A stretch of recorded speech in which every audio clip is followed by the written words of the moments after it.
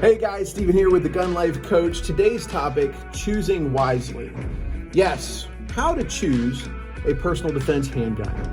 Why are some better than others, and which one is right for you?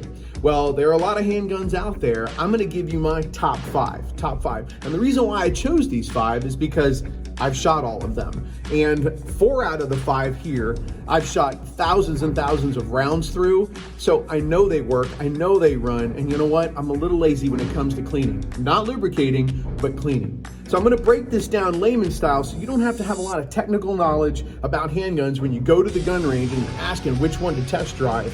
I'm gonna break it down for you so you can easily understand it, and hopefully it'll help you have a better idea of which gun you should put in your hand. This is the Glock 43. It's one of my personal favorites. I've added a couple of accessories to it, one being an extended magazine, so I can have 8 in the gun as opposed to the factory standard 6, which when you load it up, we call 1 in the pipe. So that's 8 and 1 in the gun. So it's 9 rounds of 9mm on the gun. The great thing about a Glock is it's an easy gun to shoot. The bad thing about a Glock is it's an easy gun to shoot. There are no external safeties on the handgun. Remember, good finger discipline, good muzzle management on the range and in everyday life. All right, this is a great handgun. It's very concealable. As you can see, it's a very thin gun, so it's easy to put on your body. I recommend if you're concealed carrying, put it on your body, not on equipment like a purse or whatever, but that is up to your personal preference, and you're gonna have to train like you carry, all right? So this is the Glock 43. I have some illuminated sights, which means I can see these sights in the dark. They don't light up the target, but they do light up my sights so I can identify it easier. I'm gonna go ahead and load up the gun and give it a little test run. Here we go.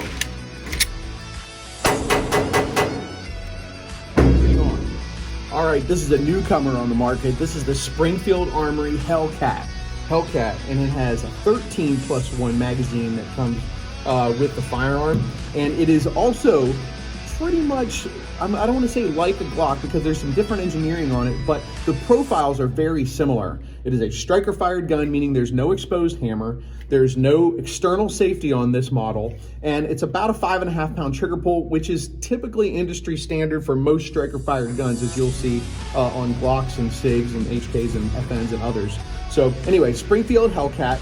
Small profile. It is just a little wider than that first Glock that I showed you, the 43, but the compactability of this gun is excellent, and the capacity is everything.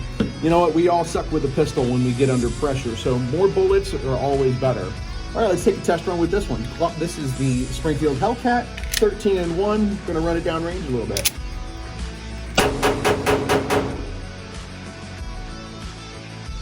Love the compatibility, like I said earlier, and if you notice, the recoil was not much at all for a very short platform gun like this. And here's the Springfield Armory HELLCAT. Let's see what's next. This is one of my first favorites here when it comes to compatibility of a 9mm with a very durable handgun, and that is the Smith & Wesson Shield. This happens to be the Smith & Wesson Shield 2.0 in 9mm. One of the most popular calibers. You should look into it.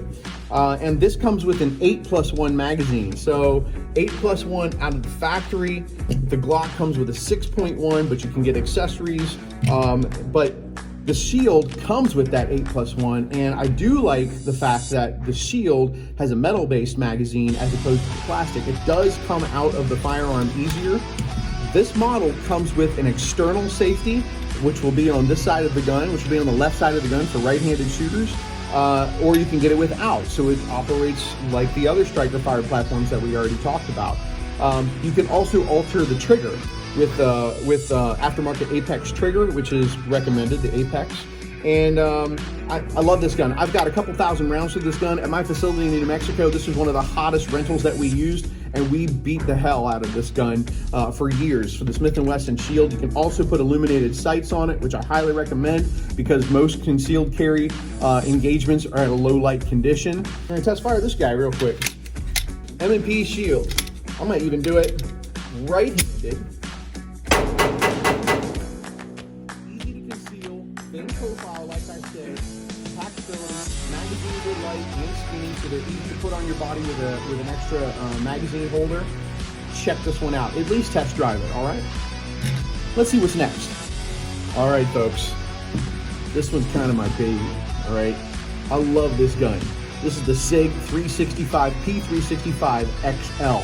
XL meaning has a little longer barrel. For those of you who don't know, I'm not going to get into all the technicalities of this gun, but it does have two things that you should know about. Number one, longer barrel means longer sight radius. The longer the sight radius, the easier it is to shoot.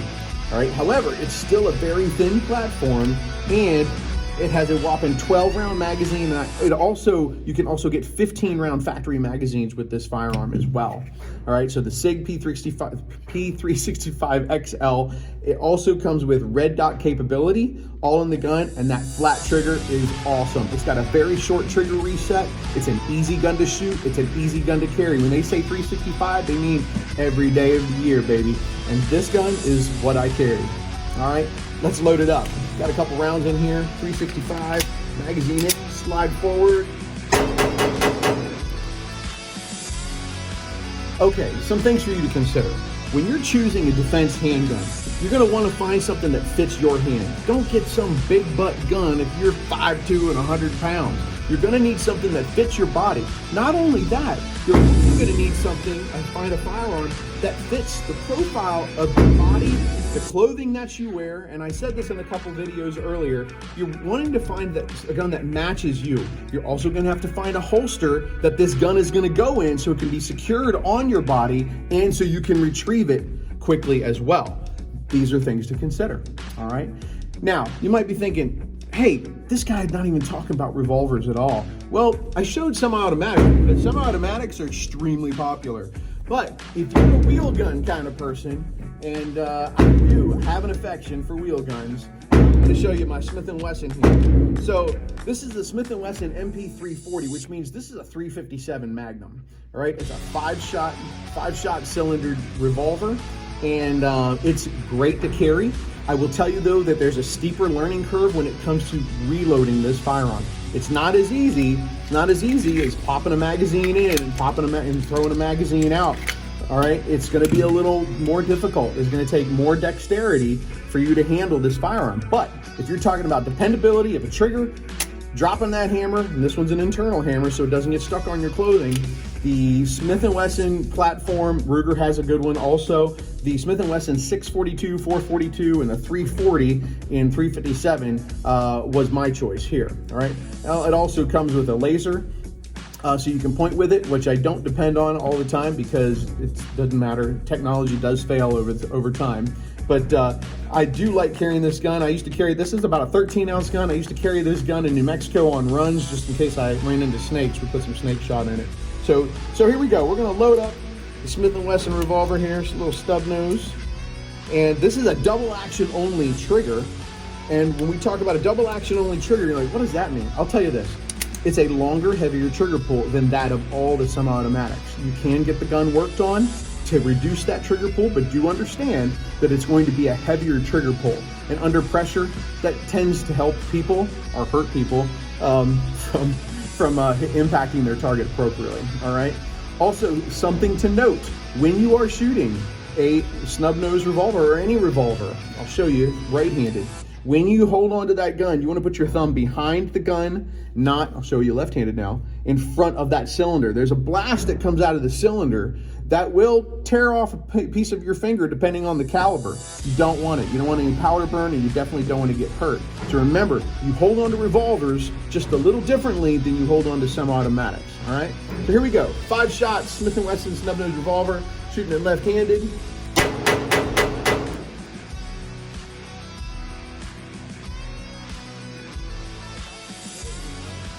Top 5 everyday carry choices for personal defense.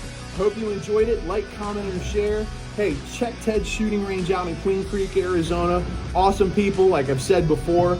They give me the time that I can come out here and do these videos for you. I hope this helped you today. God bless. God bless America.